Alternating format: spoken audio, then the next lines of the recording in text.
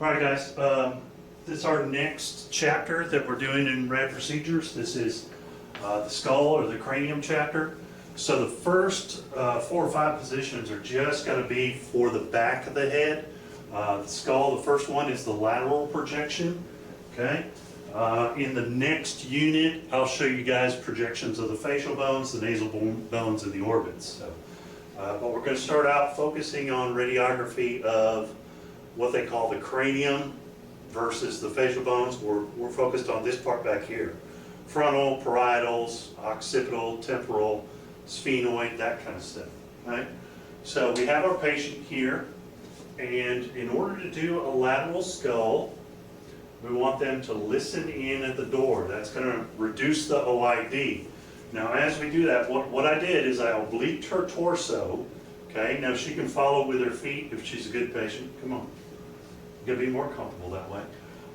The shoulders come in at about a 45-degree angle. The near shoulder rolls posterior to the patient's head, okay? Just as if they were eavesdropping at the door trying to listen in on a conversation. You bring their left ear in as close as possible, but you want to keep that mid-sagittal plane parallel with your image receptor, and the IOML, the infraorbital meatal line, which is right here on this molar, that's going to be running, the way Merrill's describe it, is perpendicular with the front edge of your cassette. If you're in a vertical Bucky type orientation, that's going to be a horizontal plane for the IOML. So just figure out where the bottom of the orbit is, trace that around to the hole in the ear, and make that line. You just grab them by the cheekbones right here, and let me have control of your head. Thank you so much. Hold still right there. That brings the IOML into a horizontal. When you're doing skull positions, you are going to be grabbing hold of folks. And the best way to do it is fingers behind the ears, put your thumbs on their cheekbones, and then just tell them to relax, and you're going to manipulate their head. You can pivot it back and forth, you can rotate it, you can tip it up and down. Typically, you're trying to get the mid-sagittal plane in a vertical orientation parallel to your image receptor with your lateral. You always want the mid-sagittal plane vertical. You don't want them tipping their head like this or like this, and you don't want it obliqued either. You don't want them turning the head to the left or the right either in order to get a good lateral. Okay? We're going to use a 10 by 12 landscape field. I'll shine that light so you guys can see that. And we're going to mark anterior. You see where her forehead, it's nice. She doesn't have the caveman forehead. She's actually got a civilized forehead. It slopes back a little bit instead of, like the Frankenstein monster. So there's enough negative space in that corner. We can put the marker superior and anterior corner of right outside that frontal bone. Now notice I've clipped off her mandible. Is that a big deal? No, we're not worried about the mandible. We're not worried about any of the bones of the face. We're worried about, do we have all of the back of her head? Do we have the base of her skull, and as it intersects with the cervical spine? C1, we want all of C1, probably half of C2 on there. And then we also want the vertex of her head, up by the parietal bones, and the junction of the sutures, the bregma, coronal suture, and sagittal suture junction. All right, so that's your skull lateral. You're going to shield for all these projections. You're going to suspend respiration, okay? If you have them take a breath in, typically your patient's going to rock backward a little bit as those lungs expand. So not necessarily a deep breath in and hold it. Better to just have them stop breathing, hold that, shoot, okay, you can breathe again, okay? That's a better instruction than taking a breath and hold it. You still don't want breath motion. You do want to suspend respirations for these exams. Okay. Transitioning to a PA projection of the skull, if our patient will now face the board.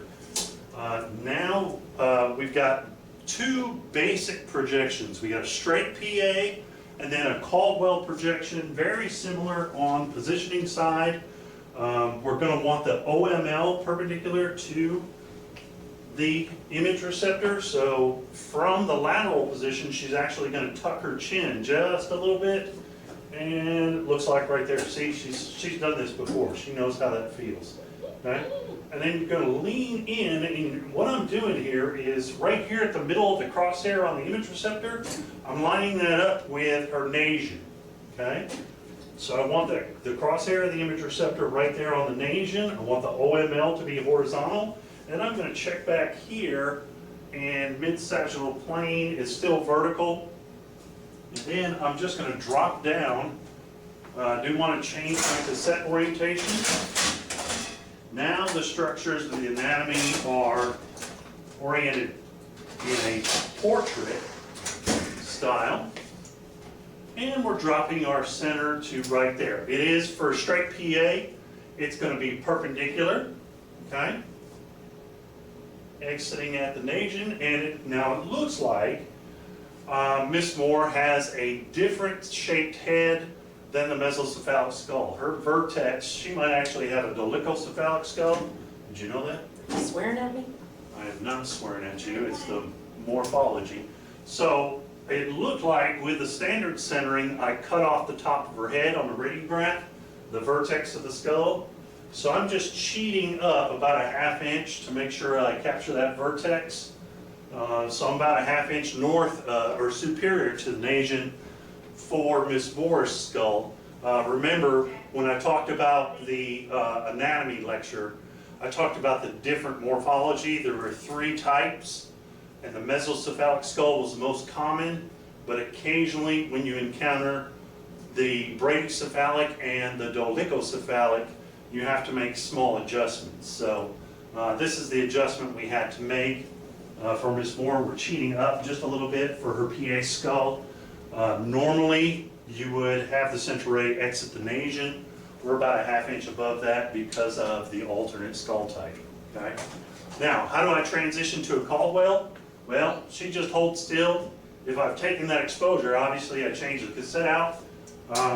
She doesn't change position at all. I'm just going to put on a 15-degree down angle and reacquire my center, like that. Exiting the nasion, she actually conforms better to the Caldwell projection than she does the conventional PA skull. Okay? So 15 degrees down, exiting the nasion. Again, the OML is running horizontal, or it's running perpendicular to the image receptor. If you have them on the table, that would be a vertical line relative to your table. And there's no rotation or obliquity side to side. I'm going mid-sagittal plane. The mid-sagittal plane is perpendicular to the image receptor as well. Okay? 15 degrees down, 40 inches, suspend respiration, and don't forget to shield. Okay? So that's the PA and the PA axial Caldwell. Okay? Now what about in the case of trauma? Would you be able to do a PA standing with a trauma patient? No, you're probably going to go to an AP skull. I'm going to show you how that looks standing. Go ahead and turn around, face out toward my x-ray tube, Miss Moore. And we're going to shine a light right into your eyes because we're mean here in the x-ray department. This ensures that we can do a vision test on you next month if we burn your retinas out with our targeting light. Right?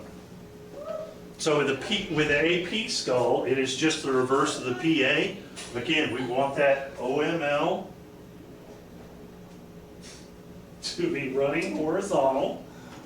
Oopsie. I'm trying to be a typical patient.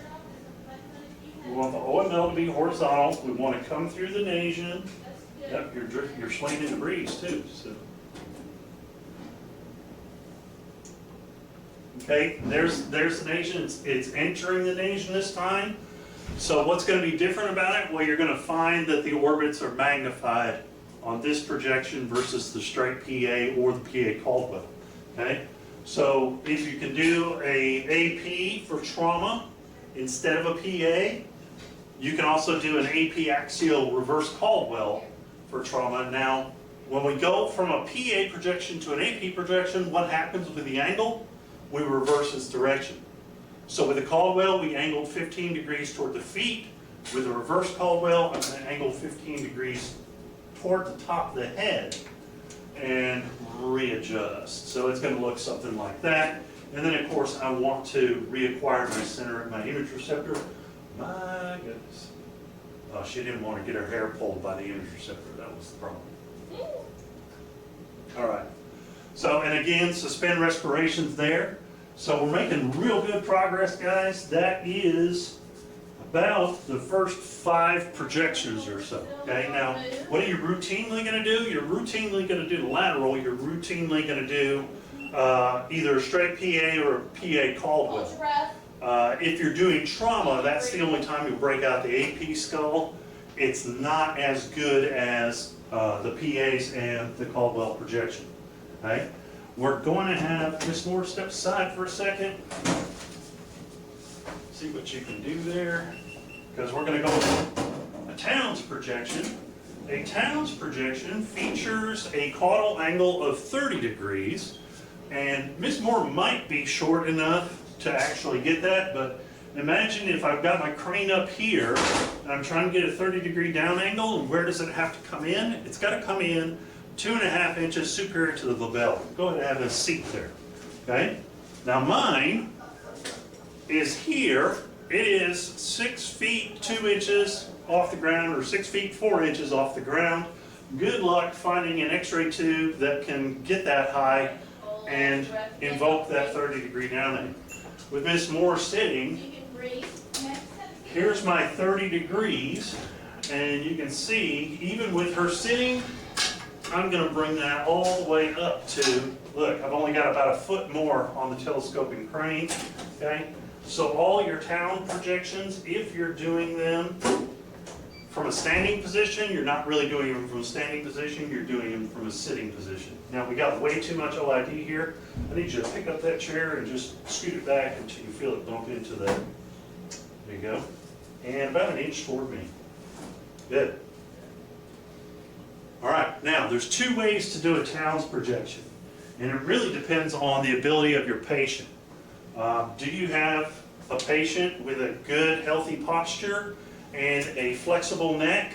Or do you have a geriatric patient that can't tuck their chin really well or can't position really well?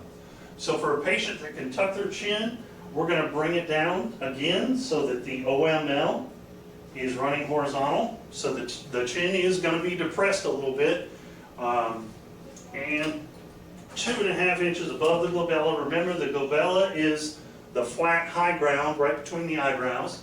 2.5 inches above that, and then I just reacquire detent. And what that's going to give me is a nice view of the occipital bone and the parietal bones out the back of the head. Okay? Now, if your patient can't assume this posture, they can relax a little bit to the IOML being horizontal. Now, what is the difference of that? Remember, we covered in the anatomy lecture the difference between the IOML and the OML is about a 7-degree difference on a typical head. So what do we got to do to our tube angle? If we've let the patient relax that tipping of the chin, we have to add that angle to the tube angle. So we want to increase that about 7 degrees and come down even steeper. So that's 37 degrees to the IOML or 30 degrees to the OML. The Merrill's teaches both. And I think the reason, honestly, that they teach both is so that they can have another registry question to ask you, okay? Because it would be too easy to have to remember just one angle for one position.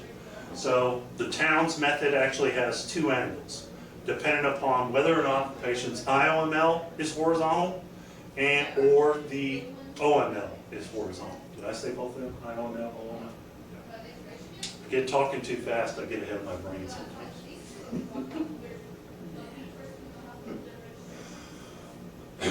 Okay, again, mid-sagittal plane. Okay, let's see if Miss Moore's been in any street fights.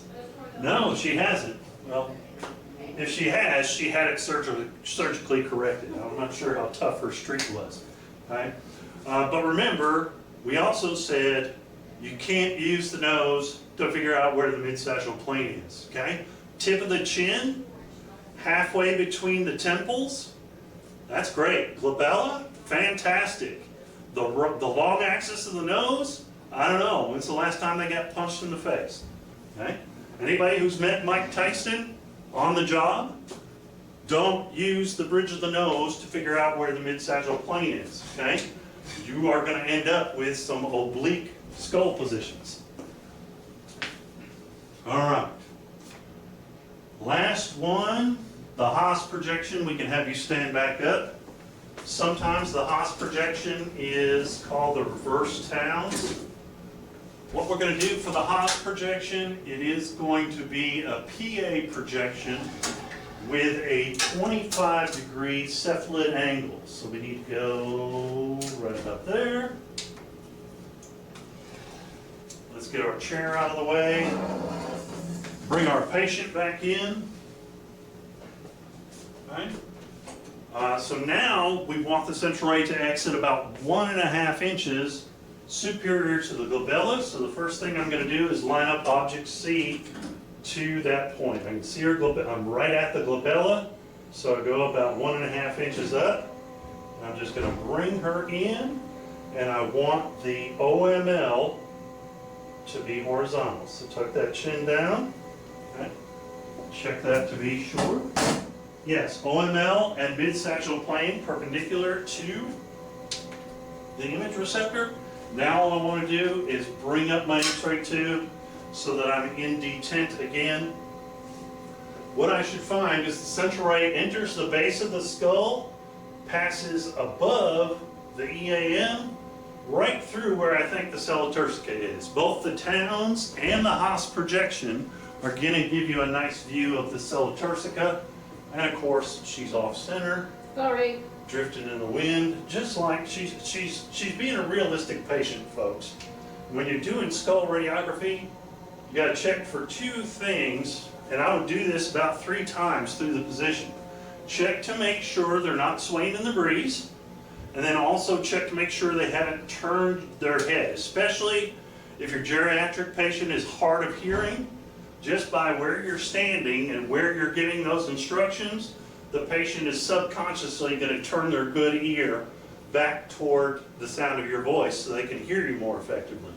When they do that, they'll turn their entire head out of position without even thinking about it. Right?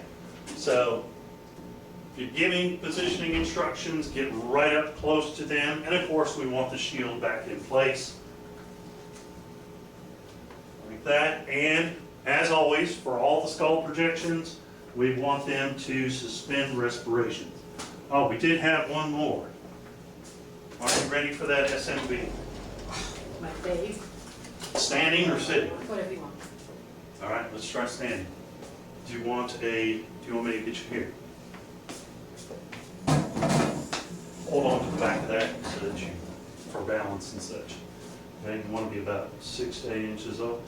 Here, give me a test. Roll back. Oh yeah, it's gonna be good. Let's back up about 2 inches. You can relax your head. All right, go on back. As much as you can there. I'm gonna drop that down. So, oh, she's doing a perfect one right there. I want to capture that. So guys, what we want to do is we want to aim for the intergonial line, and we want the IOML to be parallel to the image receptor, okay? So here's her IOML. We're almost there, close enough for me, okay? Now, stop hurting yourself. What if we've got a geriatric patient, and this is the best, so back up just a step. That's the best they can give me, which is more commonly the case, okay? Well, I don't have my IOML perpendicular anymore. So what I want to do is I want to do it like I'm considering it a trauma. Don't move the patient's body part because of their limitation. Change your tube angle so that your central ray is coming in perpendicular to that IOML line, and then just adjust your image receptor to catch that exposure. And obviously we would trim to the top of her nose there. Not like yet. This adaptation, it's not going to be as pretty as a true SMV, but it's an acceptable adaptation. The only thing you're going to do is elongate the structures on that vertical axis. Okay, you can relax. Okay, so let me just cover those. I didn't want Miss Moore to call in sick tomorrow with whiplash, so I'm going to let her relax. But I'm going to go over the card. The vertex of the head is supposed to be against the image receptor. Remember, it's an SMV. What does the SMV stand for?